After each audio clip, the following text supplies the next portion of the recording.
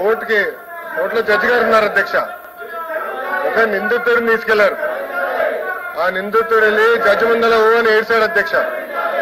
మాకు అమ్మ నాన్న లేరు, మాకు అన్యాయం జరిగిపోతుంది, మేము క్షమించండి అని జడ్జి గారిని అడిగి, జడ్జి గారు పోలీసు వైపు చూసి ఎందుకే పాపం అనాథుడిని తీసుకొచ్చి ఇట్లా ఇబ్బంది పెడుతున్నారంటే పోలీసులు చెప్పారు అధ్యక్ష, తల్లి తండ్రిని చంపింది ఈడే, అందుకే తీసుకొచ్చి మేము ముందర నిలబెట్టాడు. అధ్యక్ష ఇది ఎట్టుందంటే గతంలో ఫీజు రీఎంబర్స్మెంట్ చేయలేదు అధ్యక్ష. 4,500 కోట్ల రూపాయలు బకాయిలు పెడతారు, దానిపైన ధర్నా అంటారు అధ్యక్ష. వాళ్ళే కరెంటు ఛార్జీలు పెంచుతారు, దానిపైన ధర్నా అంటారు. ఎట్లా అధ్యక్ష ఇది? ఎందుకు 4,500 కోట్ల రూపాయలు బకాయిలు పెట్టారు చెప్పమనండి. డిస్కస్ చేద్దాం అధ్యక్ష. చర్చకి సిద్ధంగా ఉన్నాం. షార్ట్ డిస్కషన్ ఉంది, దానిపైన చర్చిద్దాం అధ్యక్ష. అన్ని విషయాలు చర్చిద్దాం.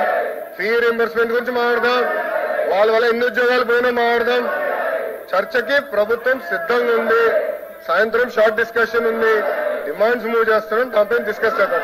Thank you. చూసారు కదండి. మరి ఈ వీడియో కనుక మీకు నచ్చినట్లయితే ఒక లైక్ కొట్టేసి మీ అభిప్రాయాన్ని కూడా కామెంట్ బాక్స్ లో తెలియజేస్తూ ఇలాంటి ఇంట్రెస్టింగ్ అప్డేట్స్ కోసం మా ఛానల్ ని సబ్స్క్రైబ్ చేసుకోండి.